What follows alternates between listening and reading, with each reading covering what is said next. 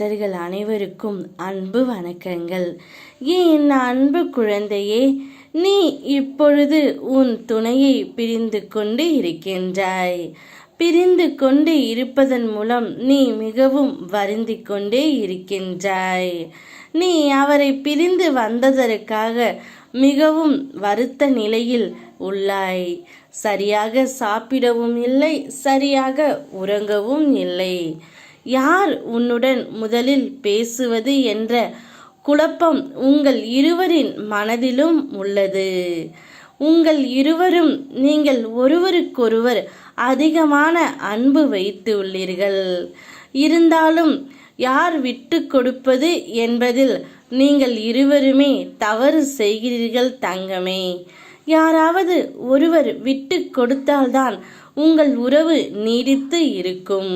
யார் முதலில் பேசுவது என்று நீயா இல்லை உன் உயிரான உறவா என்ற குழப்பம் உன்னுடைய மனதிலும் அவருடைய மனதிலும் இருக்கின்றது தங்கமே. நிச்சயம் நீ கவலைப்படாதே.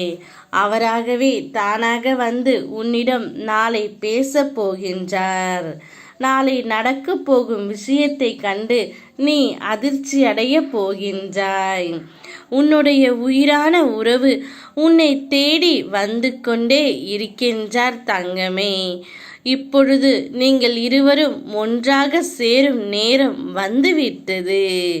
யார் முதலில் பேசுவது என்ற தீர்மானத்திற்கு அவர் ஒரு முடிவு எடுத்து விட்டார். விட்டு கொடுப்பவன் கெட்டு போவதில்லை என்ற பழமொழிக்கு உதாரணமாக என் பிள்ளைகள் நீங்கள் இருவரும் இருக்க வேண்டும் தங்கமே. நீங்கள் இருவரும் இவ்வுலக வாழ்க்கையில் ஜெயிக்கத்தான் போகிறீர்கள். எக்காரணம் கொண்டும் நீங்கள் எடுக்கும் ஒவ்வொரு முயற்சிகளிலிருந்தும் விடுபட நினைக்காதே. நீ எடுக்கும் எல்லா முயற்சிகளிலும் உன்னை வெற்றியடைய நான் வைப்பேன். உன்னுடைய ஆசைகள் கனவுகள் அனைத்துமே கூடிய விரைவில் நிறைவேறப் போகின்றது. யாம் இருக்க பயமேன். ஓம் முருகா.